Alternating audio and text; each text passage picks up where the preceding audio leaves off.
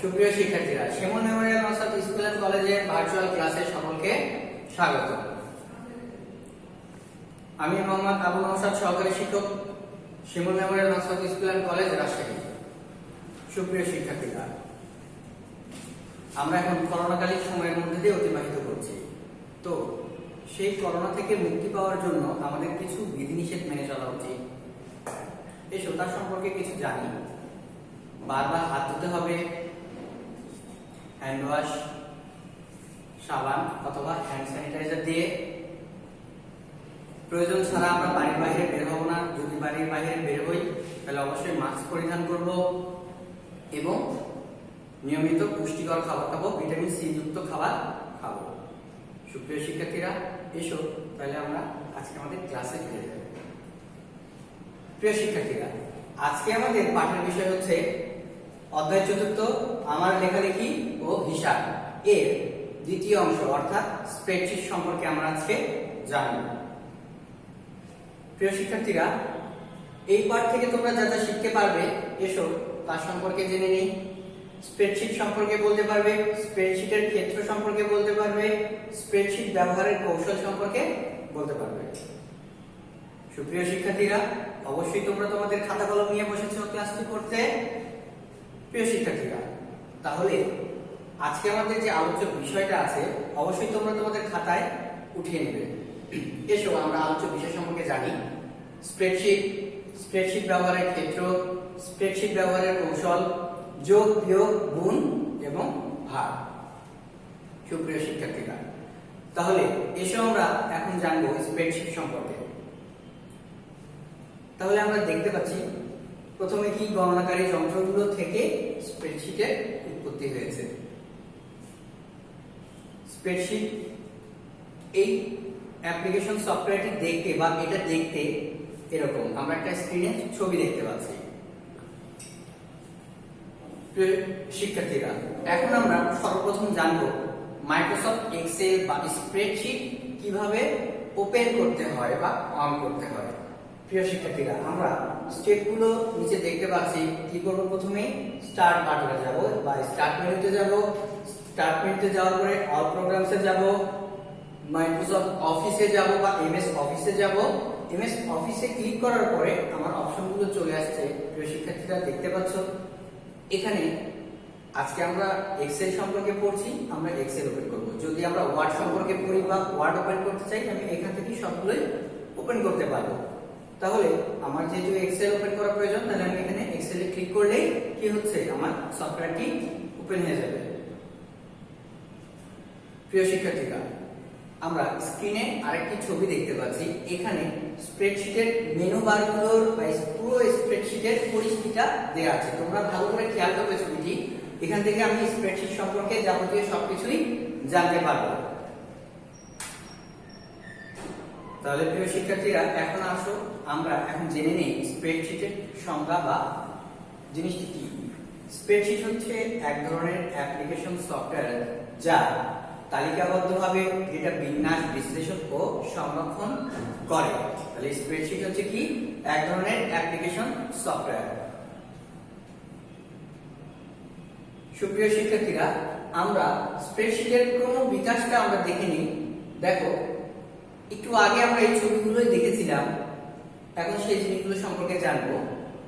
প্রথমে যে ছবিটা দেখেছিলাম বা এখন দেখছি সেটা হচ্ছে কি অ্যাবাকাস। এটা হচ্ছে প্রথম আবিষ্কৃত হিসাবকারী যন্ত্র। এটার পরে কোনটা আসছে? ক্যালকুলেটর, হিসাব নিকাশের প্রথম ইলেকট্রনিক যন্ত্র। এরপরে বর্তমানে ব্যবহৃত হচ্ছে কি ভিজিক্যাল বা স্প্রেডশিটের উৎপত্তি হয়। দেখো, সর্বপ্রথম স্প্রেডশিট সফটওয়্যার। তাহলে এখান থেকে আমরা বলতে পারবো যে প্রথম আবিষ্কৃত হিসাবকারী যন্ত্র কি? অ্যাবাকাস। হিসাব নিকাশের প্রথম ইলেকট্রনিক যন্ত্র হচ্ছে ক্যালকুলেটর। সর্বপ্রথম স্প্রেডশিট সফটওয়্যার হচ্ছে কি? ফিজিক্যাল। প্রিয় শিক্ষার্থীরা, অবশ্যই ভালো করে জিনিসটা মনে রাখবে, এটা তোমাদের এমসিকিউ এর জন্য খুব ইম্পর্টেন্ট। সুপ্রিয় শিক্ষার্থীরা, আমরা স্ক্রিনে আরো তিনটি ছবি দেখতে পাচ্ছি। আমরা একটু আগে একটা স্প্রেডশিট সম্পর্কে জানলাম। এছাড়াও আমাদের আরো কিছু গণনাকারী সফটওয়্যার আছে। তার কিছু উদাহরণ আমরা স্ক্রিনে দেখতে পাচ্ছি। Microsoft Excel, open office Calc, KSpread. সুপ্রিয় শিক্ষার্থীরা, এখন আমরা আসি স্প্রেডশিট সফটওয়্যার ব্যবহারের ক্ষেত্রগুলো সম্পর্কে জানব। কি কি ক্ষেত্রে বা কোন কোন কাজ করে থাকি স্প্রেডশিটের মাধ্যম দিয়ে? শিক্ষাক্ষেত্রের ফলাফল বিশ্লেষণ, আয় ব্যয় হিসাব করতে, বাজেট তৈরিতে, কর্মকর্তা কর্মচারীদের বেতন তৈরিতে, এয়ারলাইন্স রিজার্ভেশনে, আয়কর হিসাব ও বিশ্লেষণে, নির্বাচনের ভোট গণনায়, খেলোয়াড়ের প্রদর্শিত ক্রীড়া কৌশল মূল্যায়নে। সুপ্রিয় শিক্ষার্থীরা, এখন আমরা চলে যাব স্প্রেডশিটের মাধ্যমে আমরা গাণিতিক কাজগুলো কিভাবে করব তার সম্পর্কে জানব। প্রিয় শিক্ষার্থীরা, স্প্রেডশিট প্রোগ্রামের গাণিতিক কাজ এক্সেল ব্যবহার করে দুইভাবে যোগ করা যায়, একটা হচ্ছে স্বয়ংক্রিয়ভাবে আর একটা ম্যানুয়ালি। তাহলে স্বয়ংক্রিয়ভাবে যোগ করতে ফলাফল সেলে কার্সর নিয়ে যে অটো সামে ক্লিক করতে হয়। ম্যানুয়াল ভাবে যোগ করতে হলে আমাকে কি করতে হবে? ফলাফল সেলে যে যোগ সমান চিহ্ন দিয়ে সূত্রটি লিখতে হবে। সুপ্রিয় শিক্ষার্থীরা, আমরা যখন স্প্রেডশিট বা মাইক্রোসফট এক্সেল এর কাজ করব, অর্থাৎ যোগ বিয়োগ গুণ ভাগ করব, আমরা আগে জেনেছি যে আমরা নির্দিষ্ট ঘরগুলোতে আমরা সংখ্যাগুলো বসাবো, অর্থাৎ আমাদের যে কলাম এবং রো গুলো আছে সেই কলাম আর রোতে আমরা আমাদের সংখ্যাগুলো বসাবো, বা যে মানটা প্রশ্নে দেওয়া থাকবে মানটা বসানোর পরে পরবর্তী ঘরে যে আমরা ফলাফল যখন আনবো, সর্বপ্রথম আমার কাজ কি হবে? সমান চিহ্ন দিয়ে আমি সূত্রটি লেখা শুরু করব। সর্বপ্রথম কাজ হচ্ছে সমান চিহ্ন দিয়ে আমি সূত্রটি লিখব, যেভাবে আমরা যোগ করব বা বিয়োগ করব বা গুণ করব, ভাগ করব বা শতকরায় রূপান্তর করব। এরপরে আসি আমরা এক্সেল ব্যবহার করে বিয়োগ করার নিয়ম। এক্সেল এর ওয়ার্কশিটে বিয়োগ করার পদ্ধতি যোগ করার পদ্ধতির মতোই, তবে স্বয়ংক্রিয়ভাবে বিয়োগ করার কোনো ব্যবস্থা নেই। ফলাফল সেলে সূত্র বসিয়ে বিয়োগ করতে হবে। সুপ্রিয় শিক্ষার্থীরা, তাহলে আমাদেরকে আরেকটা জিনিস খেয়াল রাখতে হবে। প্রথমে সমান চিহ্ন দিব, সমান চিহ্ন দেওয়ার পরে একটু আগে আমরা দেখেছি যে এখানে কি দেওয়া ছিল? প্লাস চিহ্ন দেওয়া ছিল। তাহলে সেখানে আমরা কি দিব? শুধু মাইনাস চিহ্ন দিব, অর্থাৎ বিয়োগ চিহ্ন দিব। বিয়োগ চিহ্ন দিয়ে আমরা এন্টার বাটনে ক্লিক করলে কিন্তু আমরা ফলাফলটি পেয়ে যাব। সুপ্রিয় শিক্ষার্থীরা, এরপরে আসি আমরা এক্সেল ব্যবহার করে দুইভাবে গুণ করা যায়। তাহলে দুইভাবে গুণ করার পদ্ধতিটি কি আমরা জানি। এক্সেল এর ওয়ার্কশিটে সাধারণভাবে সেলে সূত্র লিখে এন্টার দিলে ফলাফলটি পাওয়া যাবে। আমরা স্ক্রিনে ছবি দেখতে পাচ্ছি। দেখো, এখানে দুটো সংখ্যা দেওয়া আছে, দুটো সংখ্যার পরে আমরা এখানে ফলাফল পেয়েছি। সেখানে আমরা কি ফর্মুলাতে যে তাহলে B3 এবং C3 এই দুইটাকে কি করছি? গুণ করছি।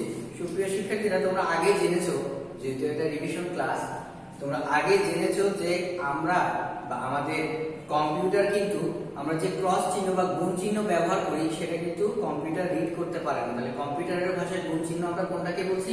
স্টার চিহ্নকে। তাহলে অবশ্যই আমাদেরকে খেয়াল রাখতে হবে, প্রথমে সমান চিহ্ন দেব, তারপরে B3, তারপরে স্টার চিহ্ন। খেয়াল করবে আমাদের কিবোর্ডের উপরের দিকে স্টার চিহ্নটি আছে। আমরা কি করব? শিফট বাটন চেপে আমরা স্টার চিহ্নটি দিব, তাহলে সেটা গুণ হয়ে যাবে। এরপরে C3 লিখব, লিখে এন্টার বাটন চাপলে কিন্তু আমরা আমাদের ফলাফলটি পেয়ে যাব। এরপরে আসি দ্বিতীয়তে, ফলাফল সেলে স্প্রেডশিট ফাংশনে সমান চিহ্ন দিয়ে প্রোডাক্ট লিখে সেলের রেঞ্জ দিয়ে এন্টার দিলেই ফলাফলটি পাওয়া যাবে। প্রিয় শিক্ষার্থীরা, খেয়াল করো, এখানে দেয়া আছে। এখন দেখো, এখানে আমরা ফর্মুলা দেখতে পাচ্ছি ইকুয়াল প্রোডাক্ট, দেওয়ার পরে ব্র্যাকেট দিচ্ছি। ব্র্যাকেটটা দেওয়ার পরে সেম ভাবে লিখবো, শুধু এখানে কি ব্যবহার করব? একটা রেঞ্জ ব্যবহার করব, অর্থাৎ টু ব্যবহার করব। তাহলে দেখো, B3 একইভাবে লিখছি, C3 এবং মাঝখানে টু ব্যবহার করছি। সুপ্রিয় শিক্ষার্থীরা, এরপরে আমরা আসি এক্সেলে ভাগ করার নিয়ম। আমরা সহজ ভাষায় আগে শিখে নিই। সেম জিনিসটাই আমরা লিখব, শুধু যেখানে যোগ দিচ্ছি, বিয়োগ দিচ্ছি বা গুণ চিহ্নটা দিচ্ছি, আমি সেখানে ভাগ চিহ্ন দেব। এখন আমরা গাণিতিকভাবে বা ম্যাথের ভাষায় যে ভাগ চিহ্নটি শিখেছি সেটা কিন্তু আমাদের কম্পিউটার রিড করতে পারে না। তাহলে সেই ক্ষেত্রে কম্পিউটারের ভাষায় ভাগ চিহ্ন কোনটা? এই যে দেখো অবলিক, স্ল্যাশ বা যেটাই বলি না কেন, এটাকে আমরা ভাগ চিহ্ন হিসেবে গণনা করব এক্সেলের ভাষায় বা স্প্রেডশিটের ভাষায়। তো প্রিয় শিক্ষার্থীরা, এখানে আমরা একটা মান দেখতে পাচ্ছি, এই সংখ্যা থেকে এই সংখ্যাকে আমরা ভাগ দিচ্ছি। তাহলে কি করব? এটা কোন ঘরে আছে? A3 তে, এবং এটা কোন ঘরে আছে? B3 তে। তাহলে প্রথমে সমান চিহ্ন দিচ্ছি, সমান চিহ্ন দেওয়ার পরে A3/B3 দিয়ে আমরা এন্টার বাটনটি চাপলে আমাদের ফলাফলটি চলে আসবে। সুপ্রিয় শিক্ষার্থীরা, আমরা এতক্ষণ যতটুকু শিখলাম তার ভিত্তিতে বা সেটার ভিত্তিতে আমরা একটা সমস্যা তোমাদের সামনে তুলে ধরেছি, সেটা আমরা সমাধান করব। সুপ্রিয় শিক্ষার্থীরা, সমস্যাটা হচ্ছে 400 টাকা 15% কত? প্রথমে আমরা ব্যাখ্যাটা দেখি। ফলাফল সেলে কি বলছি? প্রথমেই আমার নিয়ম অনুযায়ী কি করব? ফলাফল যেখানে ফলাফলটা আনবো সেখানে সূত্র অনুযায়ী সমান চিহ্ন দেব। এরপরে যে ঘরগুলোতে আমার মান থাকবে সেই ঘর দিব, তারপরে পার্সেন্টেজে ব্যবহার করব। তাহলে প্রিয় শিক্ষার্থীরা, আমরা স্ক্রিনে একটি ছবি দেখতে পাচ্ছি। দেখো এখানে বলেছে 400, তাহলে A3 তে আমরা আয়ের ঘরে লিখেছি কিন্তু 400 টাকা, এবং B3 তে এসে আমরা করের হারের এখানে লিখেছি 15। এখানে দুই ভাবে আমরা কাজ করতে পারবো। সুপ্রিয় শিক্ষার্থীরা, একটু ভালোভাবে খেয়াল করবে, এখানে কিন্তু পার্সেন্টেজ দেয়া নেই। আমি এখানে পার্সেন্টেজও ব্যবহার করতে পারবো, অথবা সূত্রের জায়গাতেও আমি পার্সেন্টেজ ব্যবহার করতে পারবো। যে কোনো একটি উপায়ে করলেই হবে। কিরকম?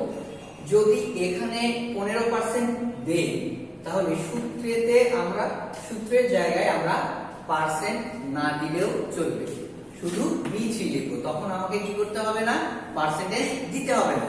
যদি এখানে পার্সেন্টেজ না দিই, সেক্ষেত্রে অবশ্যই আমাকে সূত্র লেখার সময় পার্সেন্টেজ দিতে হবে। তাহলে এখানে আমরা 400 লিখেছি, এখানে আমরা 15 লিখেছি, তাহলে এখানে আমরা পার্সেন্টেজ দেইনি। তাহলে পার্সেন্টেজ যেহেতু দেইনি, তাহলে আমরা কোথায় দিব? সূত্র লেখার সময়। তাহলে এখানে দেখো আমার ফলাফল আসছে, তাহলে এখানে আমরা ক্লিক করলে কিন্তু আমরা ফর্মুলা এফএক্স এই ঘরে আমরা কিন্তু ফর্মুলাটা দেখতে পারবো। তাহলে এখানে কি খেয়াল করছো? A3*B3%। যেহেতু এখানে পার্সেন্ট দেয়া নাই, সেহেতু B3 এর পরে আমরা পার্সেন্ট দিব। যদি এখানে পার্সেন্ট দেই, তাহলে শুধু এখানে B3 লিখলেই হবে। তাহলে আমরা আমাদের কাঙ্ক্ষিত ফলাফলটি পেয়ে যাব। সুপ্রিয় শিক্ষার্থীরা, আজকে আমরা আমাদের ক্লাসের প্রায় শেষ প্রান্তে চলে এসেছি। এসো আমরা যা শিখলাম বা জানলাম তার ভিত্তিতে আমরা কিছু প্রশ্ন উত্তর জেনে নিই। স্প্রেডশিট কি? তো সুপ্রিয় শিক্ষার্থীরা, স্প্রেডশিট কি? প্রথমে আমরা কি বলছি যে স্প্রেডশিট হচ্ছে অ্যাপ্লিকেশন সফটওয়্যার, যেটা দিয়ে আমরা কি করতে পারি? গণনার কাজগুলো সম্পাদন করতে পারি। স্প্রেডশিটের বৈশিষ্ট্যগুলো বর্ণনা করো। স্প্রেডশিটের দ্বারা আমরা কি করতে পারছি? স্প্রেডশিটের দ্বারা গণনার কাজ করতে পারছি, বা বড় বড় গণনার কাজগুলো খুব সহজে অল্প সময়ে আমরা সমাধান করতে পারছি বা বের করতে পারছি। স্প্রেডশিট ব্যবহারের ক্ষেত্রগুলো বর্ণনা করো। স্প্রেডশিট আমরা কোন কোন ক্ষেত্রতে ব্যবহার করছি? ফলাফল তৈরিতে, টিকিট কাটতে, বেতন শীট তৈরি করতে। সুপ্রিয় শিক্ষার্থীরা, এরপরে আমরা আসি শেষ প্রশ্নে, গুণ ও ভাগ করার পদ্ধতিটি ব্যাখ্যা করো। তাহলে গুণ এবং ভাগ করার পদ্ধতিটি কি? আমরা প্রথমেই আমাদের নির্দিষ্ট পরিমাণ ঘরে আমরা কি করব? আমরা মানটা লিখে নিব। মানটা লিখে নেওয়ার পরে যে ঘরে আমরা ফলাফল চাইবো বা ফলাফল নিব, সেই ঘরে কি করব? প্রথমে সমান চিহ্ন দেব। সমান চিহ্ন দেওয়ার পরে দুইটি ঘর যদি গুণ করতে চাই তাহলে স্টার চিহ্ন, দুইটি ঘরের মাঝখানে স্টার চিহ্ন ব্যবহার করব। আর যদি ভাগ করতে চাই তাহলে স্ল্যাশ বা অবলিক চিহ্ন ব্যবহার করব। অবশ্যই তোমরা ভালোভাবে ক্লাসটি বুঝতে পেরেছো আশা করছি। সুপ্রিয় শিক্ষার্থীরা, অবশ্যই তোমরা ডায়েরি নিয়ে বসেছো। তোমাদের আগামী দিনের পড়াটি তোমরা তোমাদের ডায়েরিতে লিপিবদ্ধ করে নেবে। আগামী দিন টপ ক্লাস হবে অধ্যায় 4 স্প্রেডশিট সম্পর্কে। সবাই ভালো থাকবে, সুস্থ থাকবে। সবার সুস্থতা কামনা করে আজকের ক্লাস এ পর্যন্তই শেষ করছি। আল্লাহ হাফেজ।